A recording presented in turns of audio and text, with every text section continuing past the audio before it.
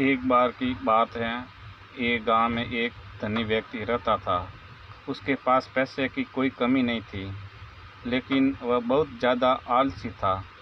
अपने सारे काम नौकरों से ही करवाता था और खुद सारे दिन सोता रहता या अय्याशी करता था। वह धीरे धीरे बिल्कुल निकम्मा हो गया था। उसे ऐसा लगता जैसे मैं सबका स्वामी हूँ, क्योंकि मेरे पास बहुत धन है, मैं तो कुछ भी खरीद सकता हूँ। यही सोचकर वह दिन रात सोता रहता था। लेकिन कहा जाता है कि बुरी सोच का बुरा नतीजा होता है। बस यही उस व्यक्ति के साथ हुआ। कुछ सालों उसे ऐसा महसूस हुआ जैसे उसका शरीर पहले से शिथिल होता जा रहा है। उसे हाथ पैर हिलाने से भी तकलीफ होने लगी। यह देखकर यह व्यक्ति बहुत परेशान हुआ। उसके पास बहुत पैसा था। उसके शहर से बड़े बड़े डॉक्टर को बुलाया और खूब पैसा खर्च किया, लेकिन उसका शरीर ठीक नहीं हो पाया। वह बहुत दुखी रहने लगा। एक बार उस गांव में एक साधु गुजर रहे थे। उन्होंने उस व्यक्ति की बीमारी के बारे में सुना, सो उन्होंने सेठ के नौकर से कहा कि वह उसकी बीमारी का इलाज कर सकते हैं।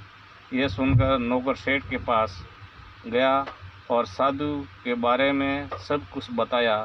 अब सेठ ने तुरंत साधु को अपने यहाँ बुलवाया, लेकिन साधु ने कहा कि वह सेठ के पास नहीं आएंगे।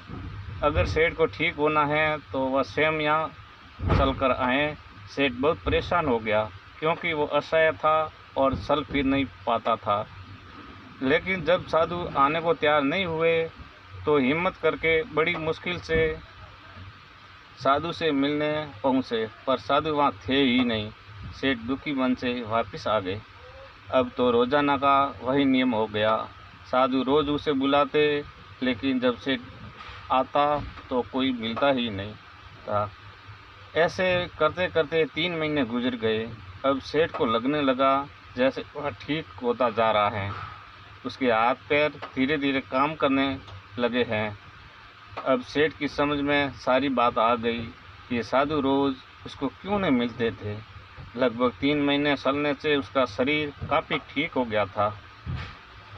तब साधु ने सेठ को बताया कि बेटा, जीवन में जितना भी धन कमाया हो, लेकिन शरीर से बड़ा कोई धन नहीं होता।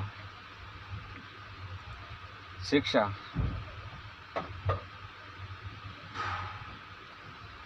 तो मित्रों, यही बात हमारे दैनिक जीवन पर भी लागू होती है। पैसा कितना भी कमा लो, लेकिन स्वस्थ शरीर से बढ़कर कोई पूंजी नहीं होती। जय श्री राधे।